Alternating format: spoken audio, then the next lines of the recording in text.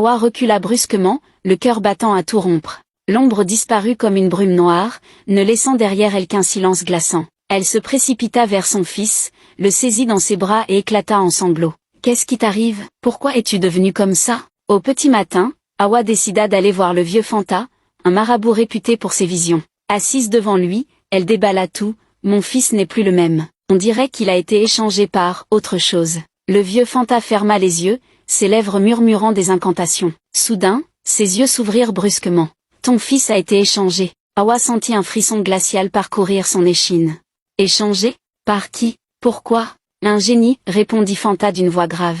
À sa naissance, ce génie a échangé son propre enfant malade contre le tien, pour que son fils puisse connaître la vie humaine. Hawa porta la main à sa bouche. « Mais, mon vrai fils, où est-il ?» Fanta soupira. « Ton véritable enfant est maintenant prisonnier du monde des esprits. Et ce qui est dans ton berceau n'est rien d'autre qu'un enfant maudit. » Les larmes d'Hawa coulèrent sans retenue. « Comment puis-je le récupérer, mon vrai fils ?» Le vieux Fanta plongea son regard dans le sien. « Il y a une cérémonie, mais elle est dangereuse. Si tu échoues, tu perdras non seulement ton fils, mais aussi ta propre vie. » Hawa n'hésita pas une seconde. « Je ferai tout pour récupérer mon enfant. » Le lendemain soir, à minuit, Hawa suivit le vieux Fanta jusqu'à la forêt sacrée. Là, au milieu des arbres, une flamme bleue jaillit du sol. « Place l'enfant maudit au centre du cercle et attends, » ordonna le vieux. Hawa déposa le bébé, tremblante. Les chants des esprits résonnèrent dans la nuit. La flamme bleue s'intensifia, entourant l'enfant. Puis, un cri déchirant perça l'air. Hawa se retourna et vit une silhouette apparaître dans la flamme.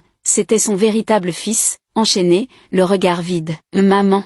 murmura-t-il faiblement. Hawa se précipita, mais une force invisible la repoussa violemment. Le vieux Fanta hurla. « Hawa, il faut choisir. Soit tu ramènes ton fils, soit tu laisses le maudit partir. Mais tu ne peux pas sauver les deux. » Hawa ferma les yeux, le cœur brisé. Puis, elle se mit à chanter une berceuse, celle qu'elle chantait à son fils avant qu'il ne soit échangé. Les chaînes du garçon se desserrèrent lentement, jusqu'à ce qu'elle tombe.